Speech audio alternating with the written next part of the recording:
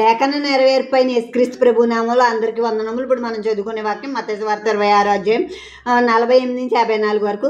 ఆయన్ని అప్పగించేవాడు నేను ఎవరిని ముద్దు పెట్టుకుందునో ఆయన యేసు, ఆయన పట్టుకుందని వారికి గుర్తు చెప్పి వెంటనే యేసు వద్దకు వచ్చి బోధకుడా నీకు శుభమని చెప్పి ఆయన ముద్దు పెట్టుకునేను. యేసు చెలికాడా నువ్వు చేయవచ్చినది చేయమని అతనితో చెప్పగా వారి దగ్గరికి వచ్చి ఆయన మీద పడి ఆయన పట్టుకుని ఇదిగో యేసుతో కూడా ఉన్న వారిలో ఒకటి చేయి సాచి కత్తి దూసి ప్రధాన యాజకుని దాసుని కొట్టి వారిని చెవి తెగ నరికెను. యేసు నీ కత్తి వారిలో తిరిగి పెట్టుము, కత్తి పట్టుకుని వారందరూ కత్తి చేతనే నశింతురు. ఏ సమయమున నేను నా తండ్రిని వేడుకొనలేనని వేడుకునేళ్ళ ఆయన 12 సేనావ్యూహముల కంటే ఎక్కువ మంది దూతలను ఇప్పుడే నాకు పంపడని నువ్వు అనుకుంటున్నావా? నేను వేడుకునేడలా ఇలాగూ జరగవలనని లేఖనం ఎలాగూ నెరవేరునని అతనితో చెప్పాను. ఇప్పుడు యోధ అనేవాడు 12 మంది శిష్యుల్లో ఒకడు యోధ. అతను ఆ కత్తులు గుద్దులతో ఆ ప్రధాన యాజకులు పెద్దల దగ్గర నుంచి కొందరిని తీసుకొచ్చాడు. నేను ఎవరిని ముద్దు పెట్టుకుంటాను, ఆయన వేసి పట్టేసుకుని తీసుకెళ్ళిపోండి అన్నాడు. ఇప్పుడు వచ్చి బోధకుడా నీకు శుభమని ముద్దు పెట్టాడు యేసుక్రీస్తు ప్రభుకి.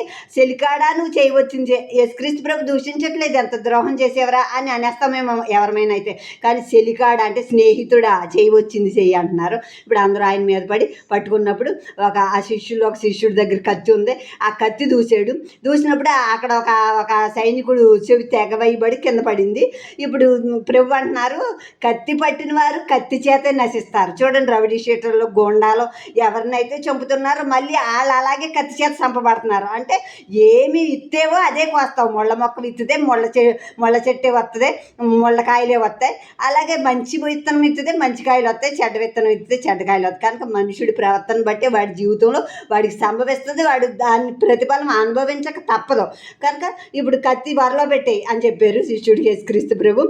ఇప్పుడు నా తండ్రిని నేను వేడుకోగలను, వేడుకుంటే 12 సేనా వ్యూహాలు అంటే 72,000 మంది అని ఒక లెక్కల కింద పుట్టినోట్లో ఉంది. ఆ లెక్కల ప్రకారం తేలింది. ఇప్పుడు పంపును నా పంపుతారు నా తండ్రి, నేను వేడుకోలేను అనుకుంటున్నావా? ఇప్పుడు నా గురించి రాయబడిన లేఖనం నెరవేరాలి కదా అని చెప్తున్నారు. అంటే యేసుక్రీస్తు ప్రభు గురించి, ఈ శ్రమ గురించి, సిలువ గురించి, పట్టబడటం గురించి ముందే రాయబడ్డది. కీర్తనలు 22వ అధ్యాయం, యెషయా 53వ అధ్యాయం, మళ్ళీ 68, 63లోనూ కీర్తనలోనూ అన్నీ చాలా చోట్ల యేసుక్రీస్తు ప్రభు గురించి రాసి ఉంది ఈ శ్రమ గురించి. కనుక ఈ లేఖనాలు నెరవేరాలంటే నాకు ఇలా జరగాలి, ఇలా జరుగుతుంది అని రాయబడింది నా గురించి. ఆ లేఖన నెరవేర్పే నేనని యేసుక్రీస్తు ప్రభు అక్కడ తెలియజేస్తున్నారు.